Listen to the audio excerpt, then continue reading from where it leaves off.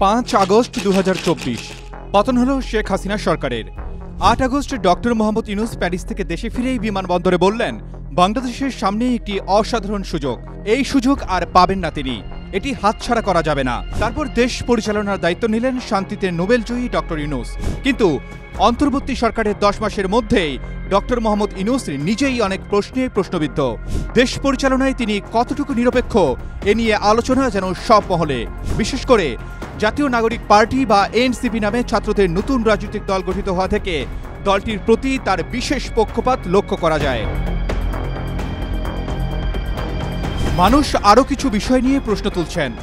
সব মশার বিরুদ্ধে সুরক্ষা দিতে এলো বসুন্ধরা এক্সট্রিম অ্যারোসল, মশার বিরুদ্ধে এক্সট্রিম সুরক্ষা। প্রধান উপদেষ্টা মাত্র 1 মাসের মধ্যে তার সব মামলা প্রত্যাহার করান, অথচ বিএনপির ভারপ্রাপ্ত চেয়ারম্যান তারেক রহমানকে মামলা মুক্ত হতে সময় লেগেছে 10 মাস।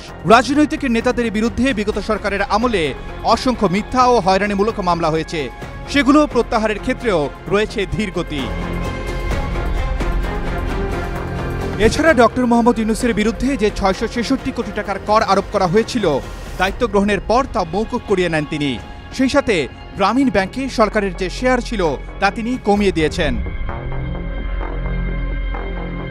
শুধু তাই নয়, এই সময় ডক্টর মোহাম্মদ ইউনূসের স্বার্থ সংশ্লিষ্ট প্রতিষ্ঠান রিক্রুটিং এজেন্সির অনুমতি পেয়েছে নতুন বিশ্ববিদ্যালয়ের অনুমোদনও। এদিকে ডক্টর ইউনূসের 10 মাসে 10 বার বিদেশ সফর নিয়েও মানুষ সমালোচনা করছেন। তাদের বক্তব্য, বিশ্বের উন্নত দেশ যারা বিশ্ব কূটনীতিতে নেতৃত্ব দেন, তাদের সরকার বা রাষ্ট্রপ্রধানরাও এত অল্প সময়ে এতবার বিদেশ যান না। প্রধান উপদেষ্টার এসব সফর থেকে বাংলাদেশ কতটুকু লাভবান হয়েছে সে প্রশ্ন সেই সাথে উঠছে। সৌদি আরব সহ মধ্যপ্রাচ্যের অনেক দেশ, সেই সাথে ভিয়েতনাম, কম্বোডিয়া বাংলাদেশিদের ভিসা বন্ধ করেছে। এখন থাইল্যান্ডের ভিসাও যেন সোনার হরিণ। এছাড়া ডক্টর মোহাম্মদ ইউনূস দিল্লি থেকে ইউরোপের দেশগুলোর রাষ্ট্রদূতদের ডেকে পাঠিয়েছিলেন। তিনি তাদের অনুরোধ জানিয়েছিলেন বাংলাদেশ থেকেই যেন তারা ভিসা ও আনুষঙ্গিক কার্যক্রম চালান, কিন্তু ওই অনুরোধেও কেউ সাড়া দেয়নি, বরং ইউরোপের ভিসা এখন বন্ধ হওয়ার মতো পরিস্থিতি হয়েছে। যতক্ষণ পর্যন্ত ডক্টর ইউনূস নিরপেক্ষ একটি অবস্থানে ছিলেন, ততক্ষণ পর্যন্ত তার সবকিছু মানুষ মেনে নিয়েছিল। রাজনৈতিক দলগুলো তাকে নিয়ে কোনো বিতর্ক করত না। এমনকি তিনি যখন পদত্যাগের ইচ্ছা প্রকাশ করেছিলেন, তখন বিএনপির পক্ষ থেকে বলা হয়েছে ডক্টর ইউনূসের পদত্যাগ তারা চায় না। কিন্তু এখন রাজনৈতিক দলগুলো তাকে নিয়ে প্রশ্ন তুলছে। বিশেষ করে জাতীয় নাগরিক পার্টি নামের নতুন রাজনৈতিক দলের প্রতি ডক্টর ইউনূসের বিশেষ পক্ষপাত সবার কাছেই দৃষ্টিকটু লাগছে। দীর্ঘদিন ধরে বিএনপি ডিসেম্বরের মধ্যে নির্বাচনের দাবি করছে।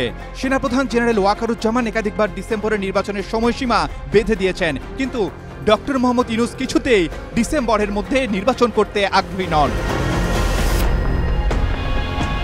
এছাড়া রাখাইন করিডোর, চট্টগ্রাম বন্দর, এই বিষয়গুলো নিয়ে এক ধরনের লুকোচুরি রয়েছে সরকারে, ফলে উদ্বিগ্ন সাধারণ মানুষ। তাদের প্রশ্ন, রাষ্ট্রীয় স্পর্শকাতর ইস্যুগুলোতে ডক্টর ইউনূস একা সিদ্ধান্ত নিতে পারেন কিনা। তাই সকলের এখন একটাই প্রত্যাশা, জাতির অভিভাবক হিসেবে ডক্টর মোহাম্মদ ইউনূস নিরপেক্ষ থেকে দেশকে নিয়ে যাবেন এক নতুন সম্ভাবনার পথে। Arman Ali, Daily Sun. For more updates, follow us on Facebook, subscribe our YouTube channel, get the latest update on www.daily-sun.com.